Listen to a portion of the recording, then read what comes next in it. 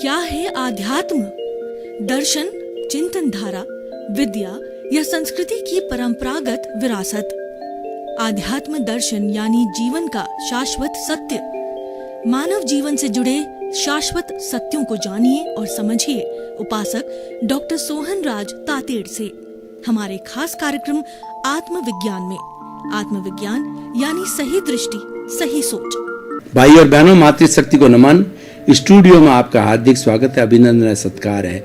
आत्मविज्ञान science of the soul कार्यक्रम के अंतर्गत हम आपको सही दृष्टि, सही सोच, राइट विजन, राइट थिंकिंग के तहत नए नए एपिसोड्स के माध्यम से आपकी जो नकारात्मक सोच है, आपका जो गलत दृष्टिकोण है, आपका जो चिंतन गलत दिशा में जा रहा है, आप गलत सोच रहे हो, उसमें हम करेक्शन देते हैं। और इस करेक्शन को देने के लिए नए नए एपिसोड्स जो है हम लेकर के आते हैं। जब आपको ये करेक्शन हो जाता है तब आपको सम्यक दर्शन मिलता है। और एक बार हमारी भारतीय संस्कृति और हमारे आगम कहते हैं, एक बार व्यक्ति को सम्यक दर्शन मिल जाता है तो वह व्यक्ति अपने भवों की संख्या घटा देता है और उसको मुक्ति अवश्य मिलती है। तो ऐसा जो है हम आपको जो है पारसमणि देते हैं, वो आत्मदर्शन के रूप के अंदर, आत्मविज्ञान के रूप के अंदर, और केंद्र में हमारी आत्मा है, उसी का ही सारी बात बताई जाती है। तो भाई और बहनों, आज का हमारा बहुत सुंदर एपिसोड है कि अभ्यास वैराग्याभ्याम तन्निरोधा। बहुत ही सुंदर एपिसोड है कि इसका मुख्य अर्थ हम बताना चाहते हैं आपको कि वैराग्य प्राप्त करने के लिए जो है अभ्यास किया जाता है। हम मुक्त होना चाहते हैं, वैरागी बनना चाहते हैं, तो हम अभ्यास के द्वारा जो है वह वैराग्य को प्राप्त करें। और वैराग्य को प्राप्त होने के बाद में हम अनासक्त बन जाते हैं, और अनासक्ति व्यक्ति विधेय होता है, और विधेय होने के बाद में उसका जीवन के अंदर वो जीवन मुक्त बनता है। और वह जो है वो वेदांत की भाषा में बात करें कि जब उसका देहावसान होता है तो वह जीव मुक्त हो जाता है, वो ब्रह्म में लीन हो जाता है, और विधेय को जो है ब्रह्म ज्ञान हो जाता है। तो ये किससे होता है? ये वैराग्य से संभव है। और वैराग्य को प्राप्त करने के लिए हमें अभ्यास करना पड़ता है। देखिए, हमारे जीवन में दो बातें होती है, एक तो नैसर्गिक और एक होती है हमारी अर्जित। नैसर्गिक चीज हम पीछे से लेकर के आए होते हैं, और पीछे से जो लेकर के आया है वो नैसर्गिक रूप से जो है वो ऑटोमेटिकली उसको प्राप्त हो जाता है। और वैराग्य, अनासक्ति कोई व्यक्ति पीछे से लेकर के आता है, जो प्रारब्ध पीछे से लेकर के आता है, और वह जब उदय भाव के अंदर प्रारब्ध जब आता है तब उसको जो है वो अपने पुण्य के कारण वैसे फल मिलते हैं, लेकिन बीज वो पिछले जन्म के अंदर बो करके आता है। अब तो इस जन्म में उसका जो है कर्म फल मिलता है, कर्म परिणाम मिलता है, और सुख दुख की अनुभूति होता है। ये तो सारा होता है नैसर्गिक व्यक्ति जो पीछे से लेके आया है। अब दूसरा क्या है? अभ्यास। व्यक्ति को जो है वैराग्य पैदा करने के लिए अभ्यास करना पड़ जाता है। Practice makes a man perfect. जो हमारी प्रैक्टिस है वही व्यक्ति को जो है परफेक्ट बनाती है। कैसे बनाती है? कि करत करत अभ्यास के और जड़मती होत सुजान, और रसरी आवत जान के, और सल पर पड़त निशान। पुराने जमाने में चड़स के द्वारा पानी जो निकाला जाता था, उस वक्त में ये मोटर वगैरह विद्युत यंत्र नहीं थे। तो जो चड़स बनाया जाता था, उस चड़स को जो है वो घुमाने के लिए जो एक टेपर जो है नाल बनाई जाती, जिसमें पशु को लगा दिया जाता है रस्सी के साथ में, या जो जैसे ऊंट हो चाहे बैल हो, उनको रस्सी के साथ बांध लिया जाता है, और वो टेपर में चलता रहता था। और चड़स जो पानी भर करके नीचे डूब करके कुएं में से ऊपर ला करके और चड़स खाली हो जाता था।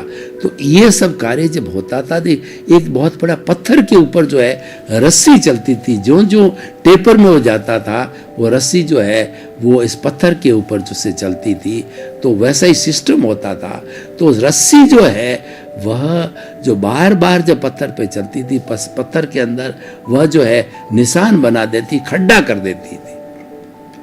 तो यहाँ पर जो है वो हमारे आगमकार कहते हैं कि बार बार रस्सी के जो पत्थर पर चलने से वहाँ भी खड्डा हो जाता है। तो आदमी बार बार प्रयास करता रहे, अभ्यास करता रहे, प्रैक्टिस करता जाए, तो एक मूढ़ व्यक्ति, एक जो है वह कहना चाहिए एक अज्ञानी व्यक्ति जो है, मूर्ख व्यक्ति भी जो है विद्वान बन सकता है। ऐसे बहुत से उदाहरण है हमारे जो है वो शास्त्रों के अंदर। कवि कालिदास एक जो है बिल्कुल कहना चाहिए था मूढ़ था, मूर्ख था और विद्वान बन गया। संत तुलसीदास जी बड़े डाकू थे और वो बदल गए, और बदल करके जो है वो उन्होंने रामचरितमानस की जो है रचना की। ऐसे बहुत से सीधा, रोहिणी बड़ा डाकू था, तो वो भगवान जो है वो महावीर के प्रवचन सुन करके कान में खाली एक प्रवचन उसका गया और बहुत बड़ा संत बन गया। ऐसे बहुत से उदाहरण हैं, व्यक्ति के अंदर रूपांतरण हो जाता है। ये सारा अभ्यास के द्वारा होता है, ये हमें अर्जित करना पड़ता है।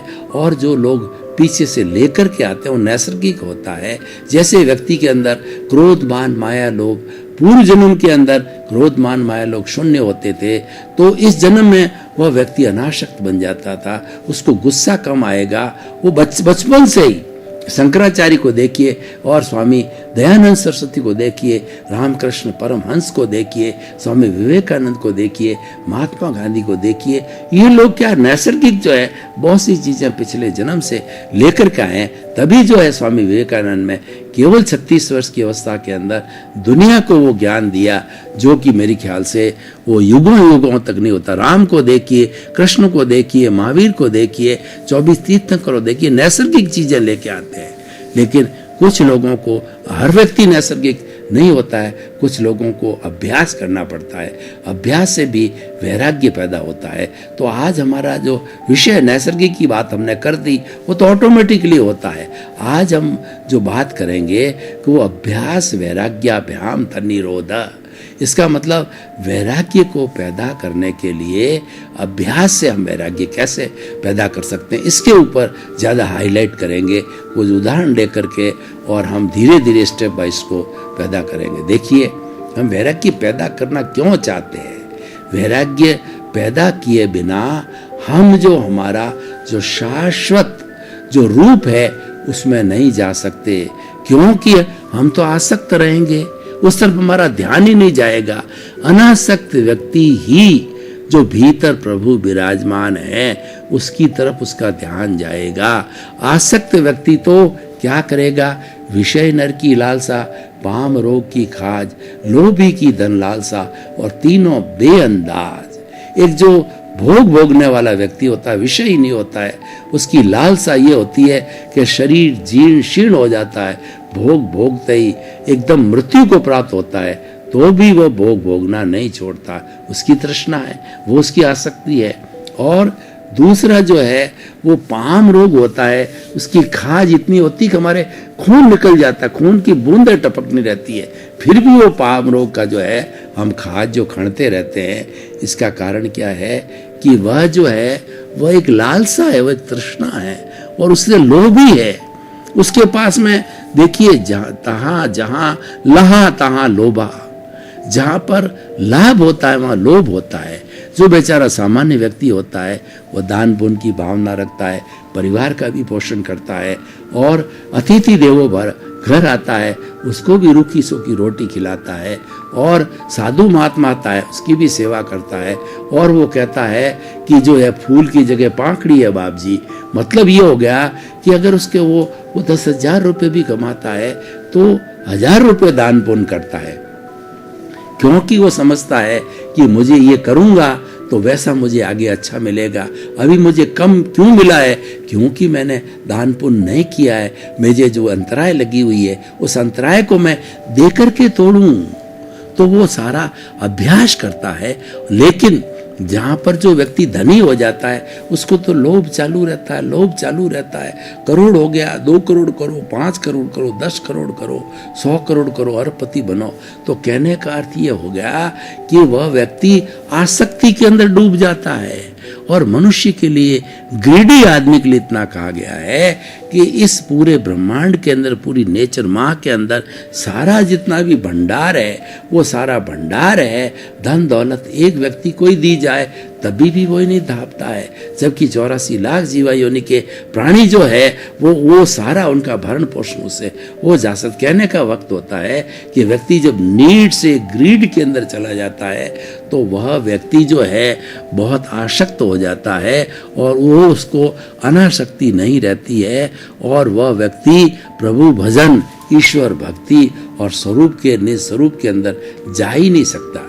निज स्वरूप की प्राप्ति करने से ही हमारी मुक्ति होगी, क्योंकि जो निज स्वरूप है वो स्वयं मुक्त है। जब हम उसको प्राप्त कर लेंगे, आत्मा को प्राप्त कर लेंगे, अर्थ क्या हुआ कि हम मुक्ति की ओर प्रयाण कर लेंगे। वो तो मुक्त है ही है, लेकिन जब हमारा केंद्र के अंदर सारा ये चेतन तत्व ही रहेगा तो 24 घंटे हम भजना उसकी करेंगे, 24 घंटे हमारा कार्य वही रहेगा, तो ये अभ्यास चालू हो जाता है और ये अनासक्ति से होता है। तो अभ्यास करने का अर्थ क्या हो गया कि आप ये जो है वो भीतर चिंतन करो कि मेरे प्राथमिकता इसको दो, और जितना भी हमारा जड़ पदार्थ है, रोटी कपड़ा मकान शिक्षा चिकित्सा धन दौलत परिवार और उसके साथ साथ के अंदर अपना पद प्रतिष्ठा है, उसको जो परिधि पर मानो। और जब केंद्र के ऊपर ध्यान दोगे तो केंद्र पर ध्यान देने से हमारा धीरे धीरे अनासक्ति बढ़ती जाएगी। केंद्र का कितना महत्व हम आपको बताएं कि हमारी केंद्र में जो सरकार होती है वो पूरे भारतवर्ष का प्रतिनिधित्व करती है, और राज्य में होती है वो एक छोटे से राज्य में करती। भारत 32 राज्यों से घिरा हुआ, तो जो राज्य सरकार का दायरा सीमित हो जाता है, वो भी जो है मैनेजमेंट करती है। लेकिन केंद्र सरकार जो केंद्र में है वो तो 130-40 करोड़ सबकी जो है वो जनता का ध्यान रखती है, सबका हित करती है, क्योंकि वो केंद्र में है।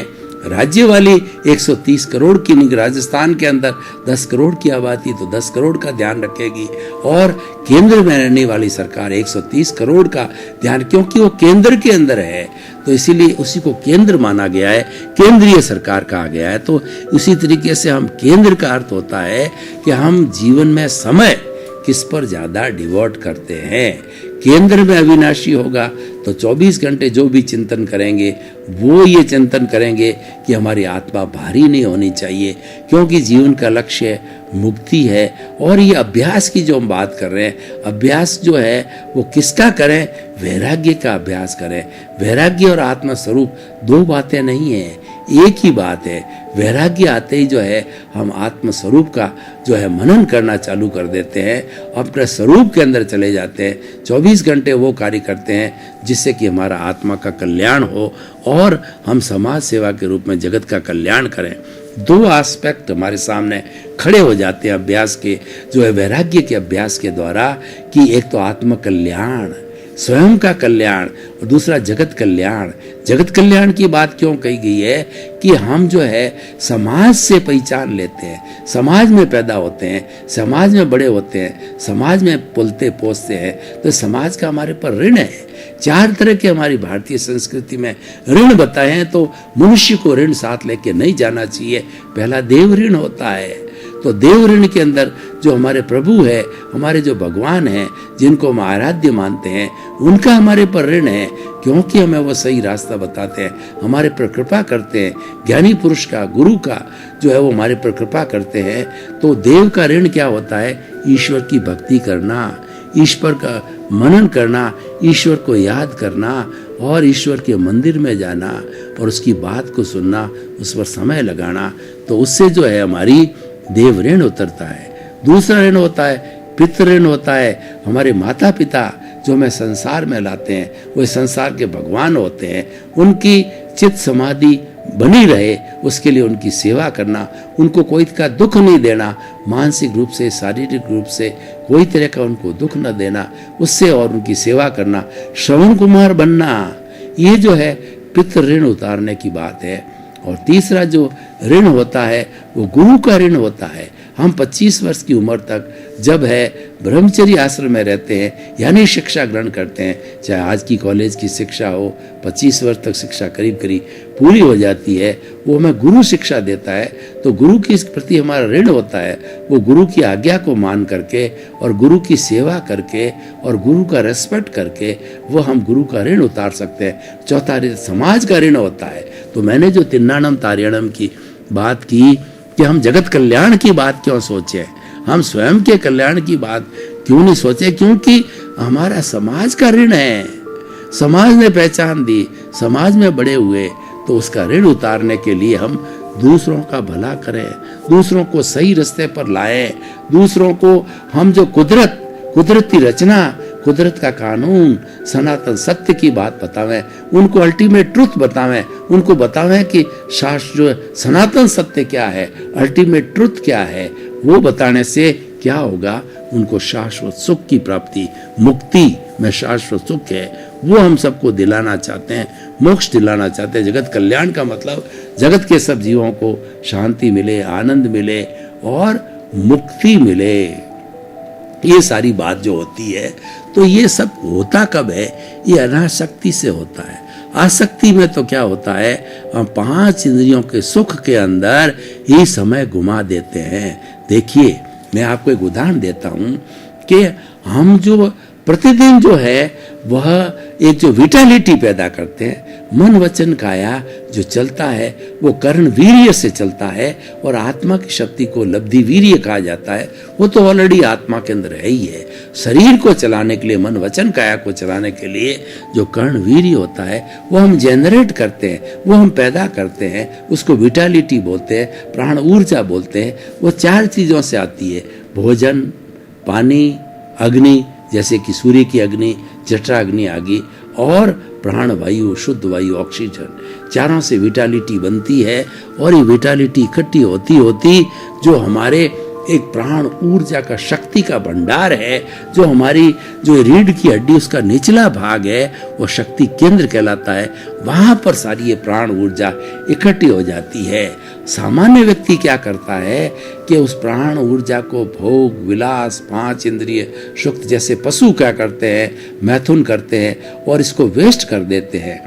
इस एनर्जी को वेस्ट करने से ये जो और संतान उत्पत्ति वगैरह और धन दौलत सारा दिन लुप्त रहना उसमें खर्च होती रहती है। लेकिन जो लोग वैरागी होते हैं, जो लोग अभ्यास के द्वारा, मैं अभ्यास की बात बता रहा हूँ, अभ्यास करने के लिए हमें कुंडलिनी जागरण करना चाहिए, हमें अंतर यात्रा करनी चाहिए, उससे हमारा वैराग्य पुष्ट होता है। वो कैसे की जाती है, मैं आपको जो है एक उदाहरण के तौर पर बताता, मैं आपको करके बता देता हूँ उदाहरण, क्योंकि ये अपने वैराग्य को अच्छा बनाने के लिए बहुत ही सुंदर उपाय है। तो सबसे पहले अपने आँखों को बंद कीजिए और रीढ़ की हड्डी एंटीना की तरह सीधी, दोनों हाथें ध्यान मुद्रा के ऊपर, और अपने चित्त को पूरे शरीर के अंदर घुमाइए कि और ये सुझाव दीजिए कि पूरा शरीर शिथिल हो जावे। अनुभव कीजिए मेरे शरीर की एक ही कोशिका शिथिल हो गई है, कोई अकड़न नहीं, कोई जकड़न नहीं, कोई तनाव नहीं और किसी तरह का भार नहीं, किसी तरह की चिंता नहीं। मेरा पूरा शरीर रुई की भांति हल्का हो गया। अनुभव करें कि हमारा शरीर, मेरा शरीर है वो अपने जगह से 1 फुट ऊपर उठ रहा है, इतना हल्का हो गया है।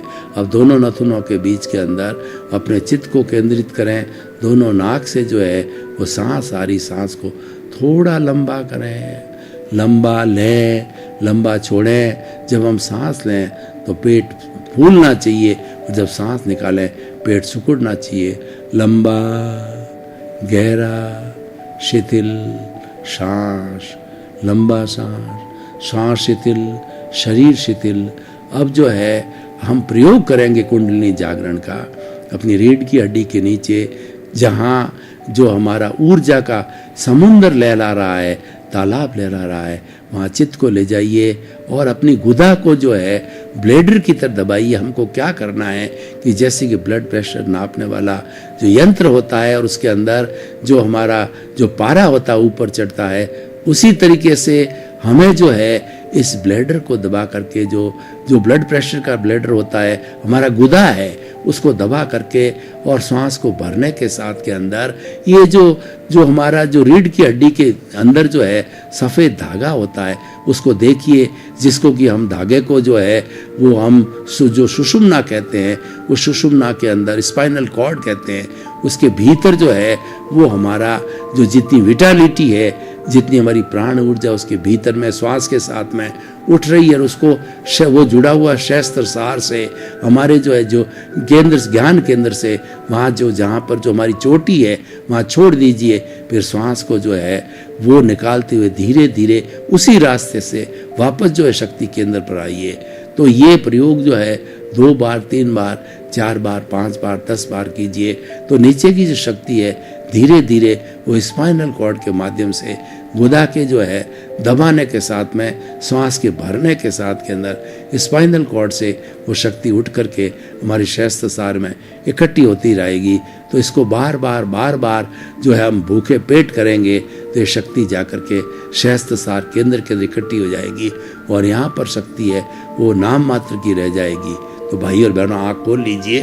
तो कहने का अर्थ ये है, ये सारी शक्ति जो है हमने स्थानांतरण किया कि हमने अभ्यास किया, ये अभ्यास से आई। तो अभ्यास जब से ये सारी शक्ति विटालिटी जब हमारे शस्त्र सार में इकट्ठी हो जाती है, ज्ञान के रूप में परिणित हो जाती है, तो हमारे को वैराग्य हो जाता है। ज्ञान का संबंध वैराग्य है। ज्ञान ये कहता है मैं अलग हूँ, शरीर अलग है, मैं तो चेतन हूँ, ये जो शरीर है पूर्व जन्म के कर्मों के लिए भुगतान के लिए मिला है, ये जड़ है, ये नाशवान है, भेद विज्ञान है, हम दोनों पड़ोसी है, साथ साथ रहते हैं, शरीर भी साथ रहता है और प्रभु भी साथ रहता है। लेकिन प्रभु जो है वो तो चेतन है, वो तो अजर है, वो तो अमर है, वो तो सच्चिदानंद है, और वो हमेशा रहने वाला है, और ये हर बार जाने वाला है। वो भूतकाल के अंदर जो था वो भी चला गया, वर्तमान काल का पुतला है, ये भी जाएगा, और फिर कर्म करके भविष्य में आएगा, वो भी जाएगा, और 84 लाख के अंदर कितनी बार घूमता रहा। लेकिन प्रभु है वो अविनाशी है, अजर अमर, अपनी जगह पर स्थिर है, और वो मुक्ति जैसा है। लेकिन बार बार जो है ये पुतला जो है वो कॉजेज डालता रहता है, और कॉजेज डालने के कारण में इसकी प्रेजेंस जो कि जन्म जन्मांतर से प्रभु की है उसको तकलीफ होती है, प्रभु छटपटाते हैं। वो मुक्त जैसे ही है, मुक्ति अपने स्थान पर जाना चाहते हैं, पर ये छोड़ नहीं रहा है, ये बांध के रखा हुआ है। ये ज्ञान आ जाता है, ये अनाशक्ति है। मतलब हमें जो पदार्थों के प्रति जो आसक्ति हमारा दृष्टिकोण जाता था, भीतर इतना एक बहुत बड़ा जो है सुख का सागर आ जाता है, दरिया आ जाता है, जो कि हमारा प्रभु का गुण है। तो ये बाहर के जितने जितने भी साधन है फीके लगते हैं, और यही वैराग्य है। जो सच्चा वैरागी होगा, जो अनासक्त वाला होगा, वो पदार्थों में दिलचस्पी कम लेगा, पर वो पदार्थों में जी रहा है क्योंकि उसका भुगतान है, वो तो हर एक को पूरा करना पड़ेगा। राजा राम को भी वनवास जाना पड़ा, और राजा हरिश्चंद्र को भी जो है वो 12 वर्ष जो है चंडाल के घर पानी भरना पड़ा। और भगवान कृष्ण को भी देखिए कि उनका जन्म जो है वह कारावास में हुआ, और उनके असली माता पिता ने उनको नहीं पाला, ग्वाले रूपी माता पिता में पाला। और अंत समय में भगवान के तीर लगा, जब भगवान ने देह छोड़ी तो अकेले था। जब राम और कृष्ण से, और भगवान महावीर ने तो इतने कष्ट भुगते जो 23 तीर्थंकरों ने नहीं भुगते, वो इन्होंने 12.5 वर्ष के अंदर भुगते दीक्षा लेने के बाद के अंदर। तो ये तो नियति का योग है, ये तो पीछे से लेके आया है, ये अलग चीज है, इसकी तरफ ध्यान नहीं देना, ये तो अपना चलता रहेगा, वो अनाशक्ति है। और ध्यान किस में देना? ध्यान प्रभु में देना, केंद्र के अंदर अविनाशी रहे, और परिधि के अंदर ये हमारा जितना भी जड़ पदार्थ रहे, ये शरीर जड़ पदार्थ है, ये तो लेके आया, ये तो चलता रहेगा, इसकी तरफ ध्यान नहीं देना। ये तो राग देश का पुतला है, वहां से ध्यान हटा करके ध्यान यहाँ लाना, यानी ध्यान को यहाँ से हटा करके यहाँ लाएंगे जहाँ पे अविनाशी है, वहाँ प्रभु विराजमान है, तब हमारा धीरे धीरे कल्याण प्रारंभ हो जाएगा। तो भाई और बहनों, ये बहुत ही सुंदर एपिसोड है। ये एक जो है हमारी सत्संग है कि हमें आखिर वैरागी बनना पड़ेगा। अनाशक्ति के बिना हमारे ज्ञान नहीं आएगा, ज्ञान के बिना अनाशक्ति नहीं आएगी, और अनाशक्ति प्राप्त हो जाती है तो हमारा गंतव्य हमें प्राप्त हो जाता है, हमारा लक्ष्य हमें प्राप्त हो जाता है। और आसक्ति रहेगी वहाँ हमारा बंधन है, और अनाशक्ति है वो हमारी मुक्ति है। अब आप निर्णय कीजिए कि आपको बंधन में रहना है या मुक्त में रहना है।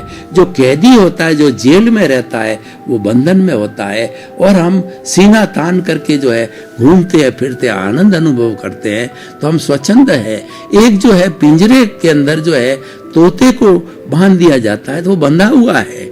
तोता का लक्षण है वो तो घूमने वाला है, वो इस पूरे खुले आकाश में विचरण करने वाला है, उसी में उसको आनंद की अनुभूति होती है। लेकिन उसको पिंजरे में डाल के जेल में डाल दिया तो ये आपका प्रभु जो कि आपका जो है अनंत ज्ञान वाला है, अनंत दर्शन वाला है, अनंत शक्ति वाला है, अनंत सुख का धाम है, उसको आपने पिंजरे में बंद कर दिया।